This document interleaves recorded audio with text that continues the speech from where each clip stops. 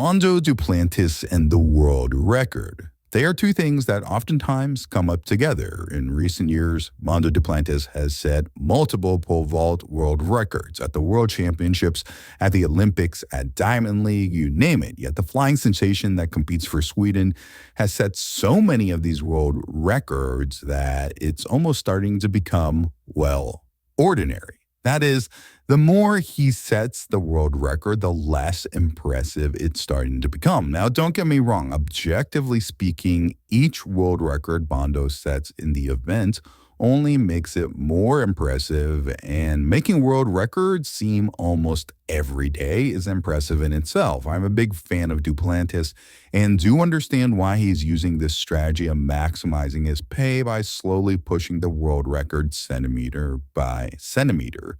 But I do think for runners, it's a bit hard to grasp what Mondo is doing and how it compares to, say, running world records. And even Duplantis himself acknowledges how the pole vault is a slightly different event than a lot of the other athletics events. And I'll have my mom do the math and like look up the scoring table, and I can just go to whatever I need to go to get the things. It's not quite the same thing as running, throwing, or jumping as far as you can or as fast as you can. It's a sport that requires a lot of technique in a way that almost resembles gymnastics and has historically had individual athletes just dominate the event.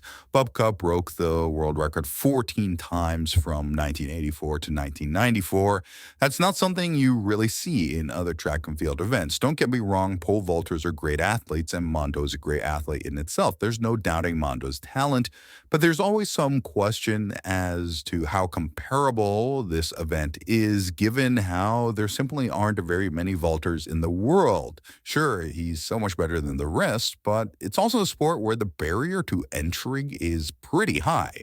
I think a good example of when pole vault and running world records clash would be Mondo recently setting the world record in the pole vault with a 6.26 at Silesia Diamond League, which actually got him the MVP of the meet, despite Jakob Ingebrigtsen breaking the long-standing world record in the 3K by a pretty decent margin. Here lies the debate as to which is more impressive. Mondo has more IAAF points, but Jakob did something people once thought was unthinkable, whereas many people expect Duplantis to get the world record. I do think at a certain point, setting world records in the pole vault almost just becomes an everyday thing for Mondo, whereas breaking records in the way Jakob did really does have special meaning, even if it's kind of subjective. I do think there is a greater wow factor because records like the 3K are so legendary and long-standing. A bit unfair, scoring words, but because I believe I have to beat the world record with over 2 seconds. But that's just my take. Obviously, it's incredible the way Mondo has been able to dominate the pole vault event, being on a completely different level than anyone else and already setting 3 world records this year. How many more world records does Mondo have? We'll see, but I would be surprised if he doesn't have a lot more coming. If you enjoy athletics coverage like this, be sure to like and subscribe. See you in the next one.